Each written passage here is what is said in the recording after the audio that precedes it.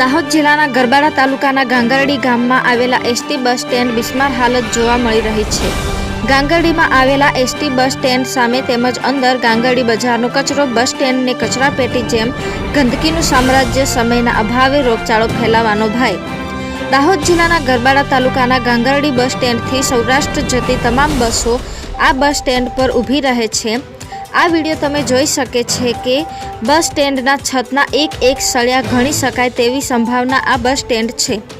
હાલ ચોમાસાની ઋતુમાં સૌરાષ્ટ્ર જતા મજૂરી કામ કરવા જતા મુસાફરો ઊભા રહેવાની હાલાકી વેઠવી પડી રહી છે।